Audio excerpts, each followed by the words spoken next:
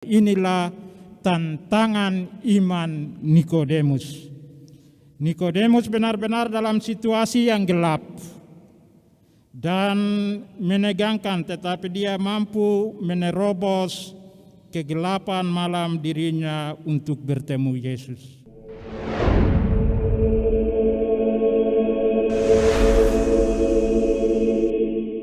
Anak manusia harus ditinggikan. Artinya keselamatan harus ditinggikan.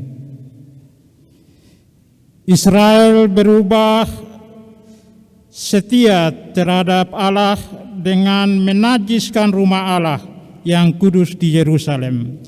Dan tidak hanya itu, mereka mengolok-olok, menghina dan mengejek para utusan Allah. Oleh karena itu, Tuhan murka terhadap umatnya.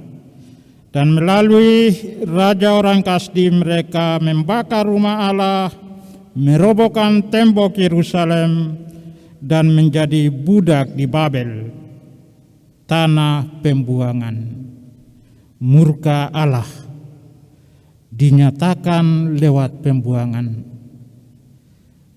dan keraimannya, kasihnya dinyatakan lewat pembebasan. Dalam situasi kehancuran ini, Tuhan mengutus Kores, Raja Persia, untuk kembali mendirikan rumah baginya di Yerusalem. Untuk itu, Kores mengajak sisa-sisa Israel untuk pulang kembali. Dan dalam perjalanan pulang itu, Kores mengatakan, Tuhan menyertai kalian. Sebuah sapaan yang menguatkan mereka dalam perjalanan pulang itu.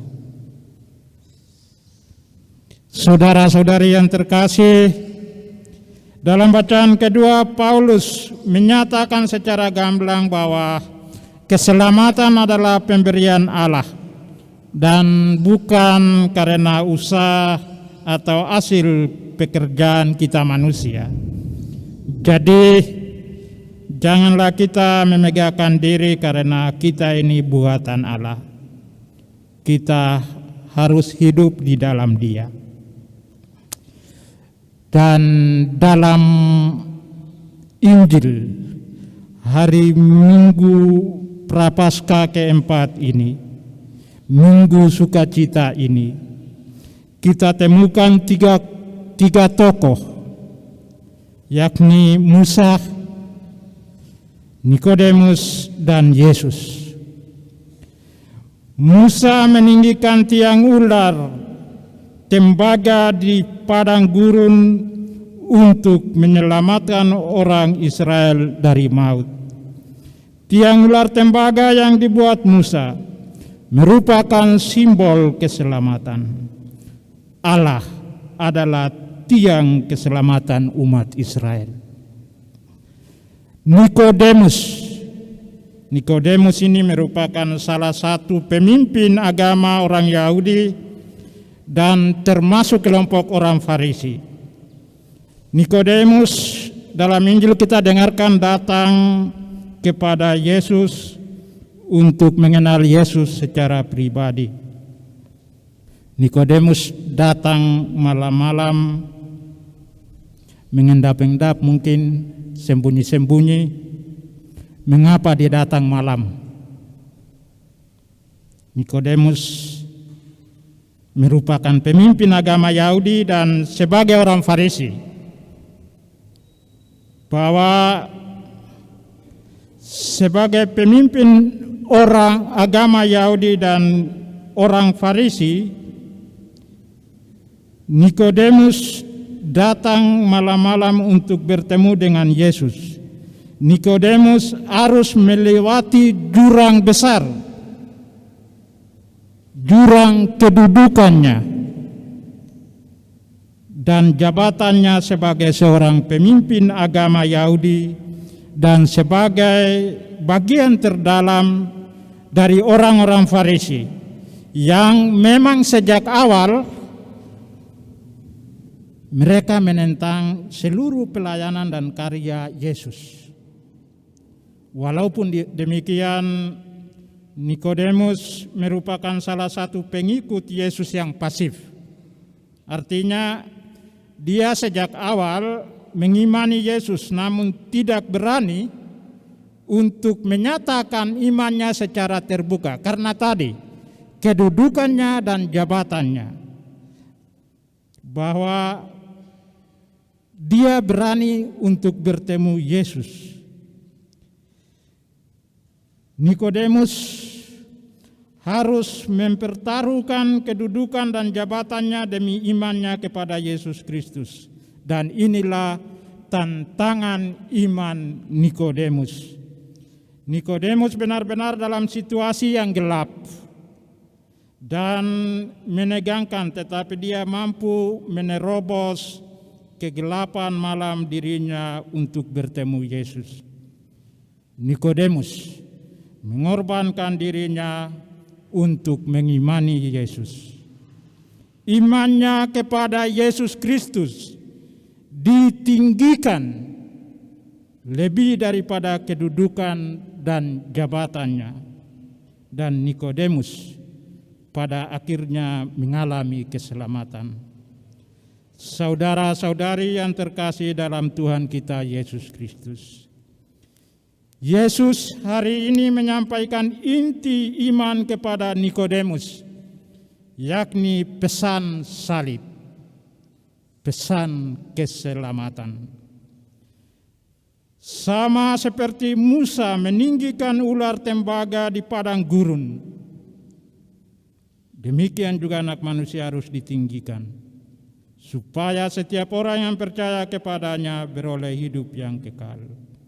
Bahwa melalui pengorbanannya di kayu salib, Yesus menyatakan bahwa dia pun harus ditinggikan jika dunia ingin diselamatkan dari kuasa maut.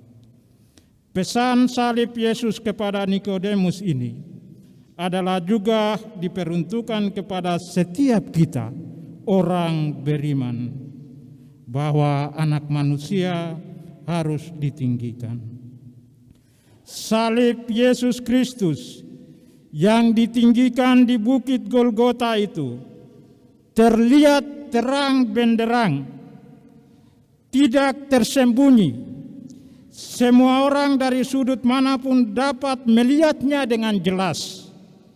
Apalagi didukung oleh letak Bukit Golgota yang berada di pinggir jalan utama. Setiap orang yang lewat dapat melihatnya dengan jelas. Apa artinya bagi setiap kita orang beriman? Buah dari salib adalah keselamatan, di mana dewasa ini pesan salib, pesan keselamatan itu harus ditinggikan. Artinya dihidupi dan diwartakan oleh setiap kita orang beriman secara terang-terangan.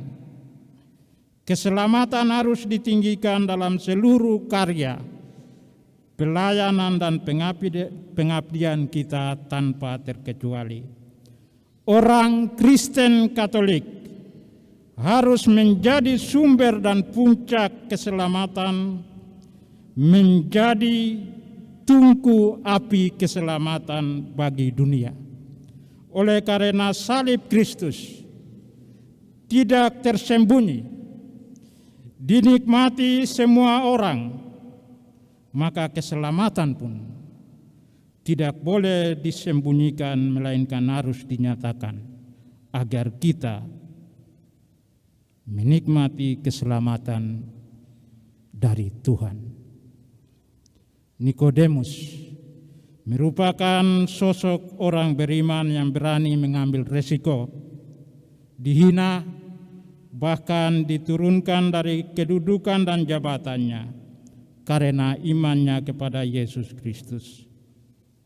Saudara-saudari yang terkasih, pelajaran bagi kita dari sosok Nikodemus hari ini, yakni pertama, sikap keterbukaan hati untuk selalu datang kepada Yesus, berdialog dengan Dia untuk mendapatkan pencerahan dari Tuhan Yesus sendiri. Nikodemus adalah sosok manusia yang mencari, menemukan, dan berdialog dengan terang itu. Kedua, beriman saja tidak cukup. Iman harus dinyatakan, seperti Nikodemus yang melangkah untuk bertemu dengan Yesus.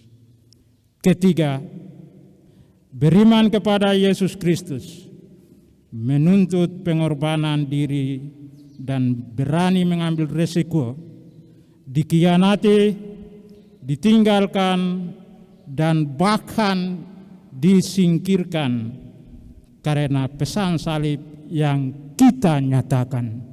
Saya pikir kita semua punya pengalaman yang sama, terutama kita yang mempunyai kedudukan dan jabatan, entah di swasta atau pemerintah.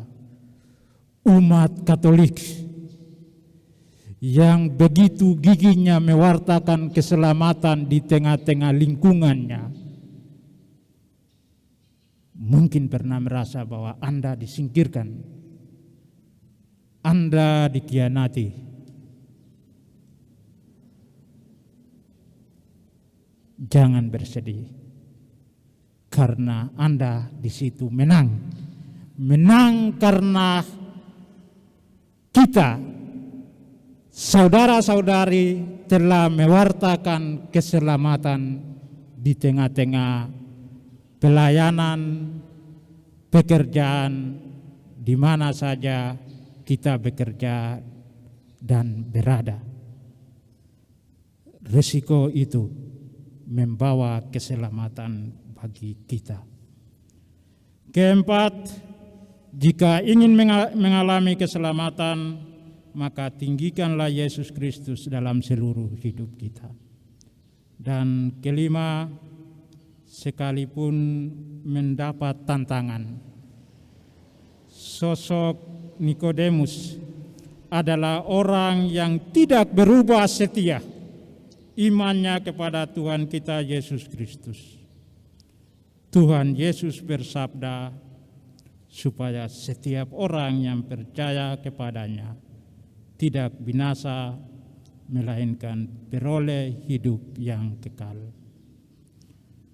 Maka marilah kita senantiasa meninggikan Yesus dalam hidup kita, karena Dia adalah tungku api keselamatan kita.